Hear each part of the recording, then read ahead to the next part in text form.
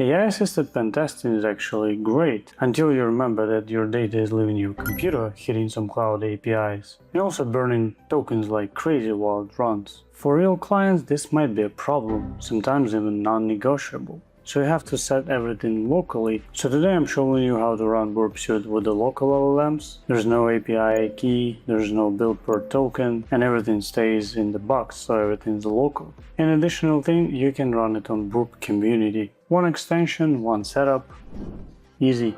So we'll start from the simple installation of Burp MCP that I showed in my previous video, but this time instead of calling tools through the cloud, we'll call it from LM Studio. And for that we will use the model called Gemma. So to begin with, we kind of follow the same steps.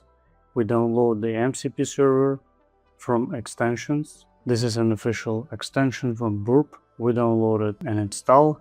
Then we go to the MCP, we enable the server. And then the next step is going to be auto-approved HTTP targets. This is where scanning can run without approval.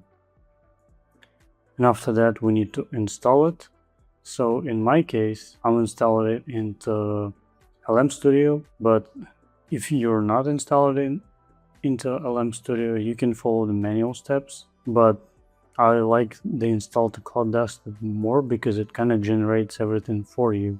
So you don't have to think about the path and all of that. So if I click on the install cloud, it says which file is going to be edited. So I click yes, it's successful, and then when I run it, this is what it looks like. And if you have multiple or even many MCP servers, everything will be in an organized manner in this file.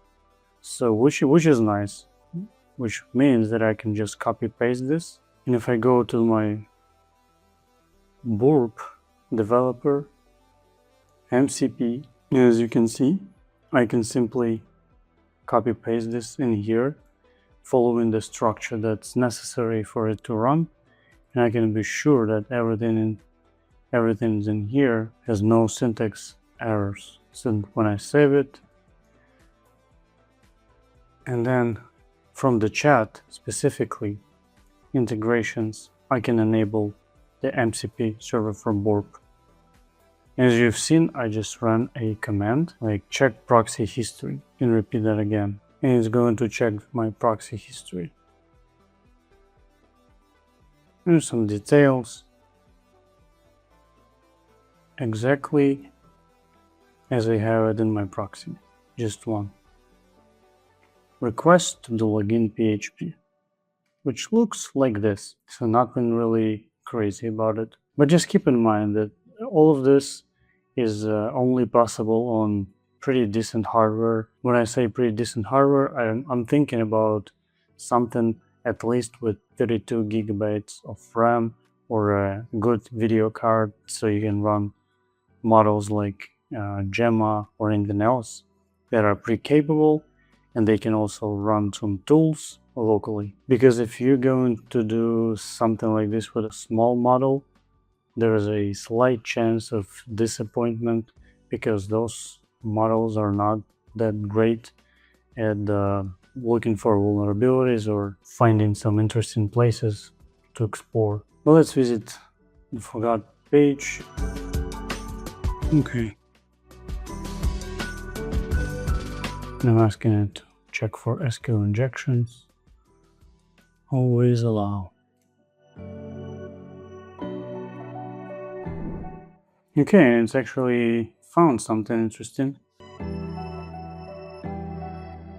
So as you can see, this tool was able to find the initial exploitation, but it did not actually succeed in exploiting the vulnerability itself. So I don't know, I think it's pretty good that found some clues about the 500 error, and there might be like an SQL injection, but I think we have to run more thorough and, I would say, extended prompts to make this work. But as you can see, it's actually working.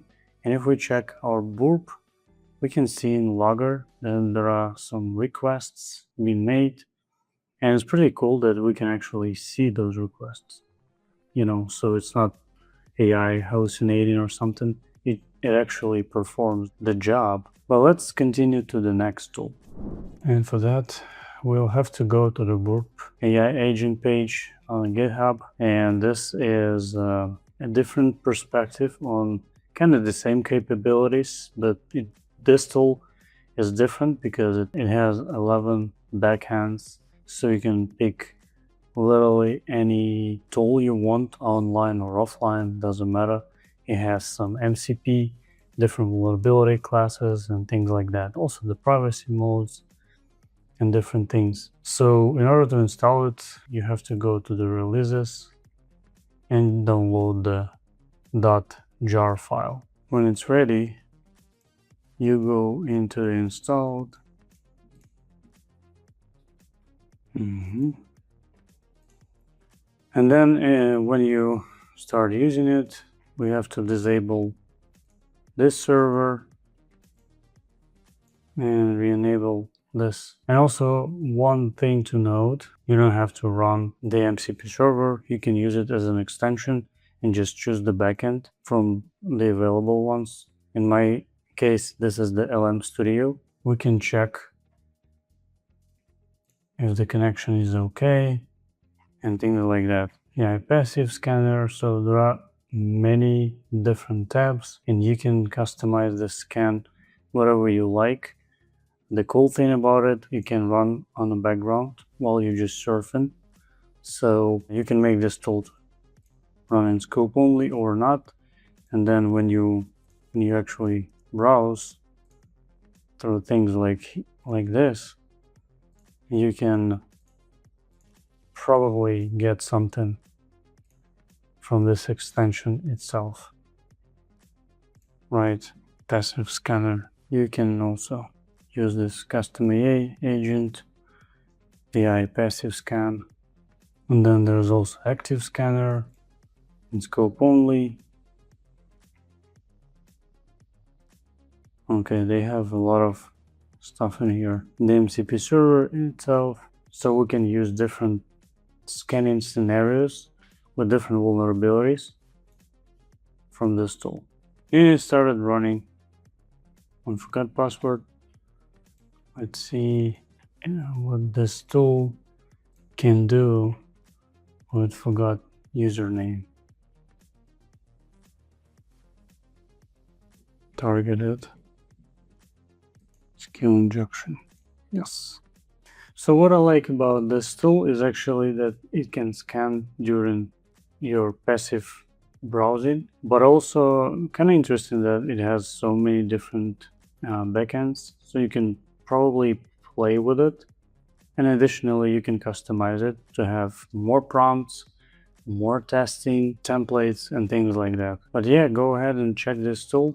I think it's pretty good, and I personally use it whenever possible, because sometimes it may give you something interesting that you might miss, even when you're just browsing. Where local wins is actually the privacy, so data stays on your computer, nothing leaves it. And also cost per token might be slightly better, but at the same time, the models are getting more popular and more capable these days, so it can actually solve a lot of problems even with local setup. But where it loses, it's the context, doing simultaneous tasks and a lot of tasks at the same time with different capabilities. So more like agentic work, I would say. And this is where local setup might be weaker, because honestly, you can just ask Claude to perform different tasks, and in one run it will automatically do all of that, and with pretty significant speed. So I showed you Burp setup. You can run it through the extension or you can use the MCP. Both works great. MCP is always slightly better because you can run it with some agents. Everything will be linked below. Drop in comments what models do you use for your local setup. Have you actually find something really cool using this local setup? Subscribe to my channel. See you in the next one. Bye.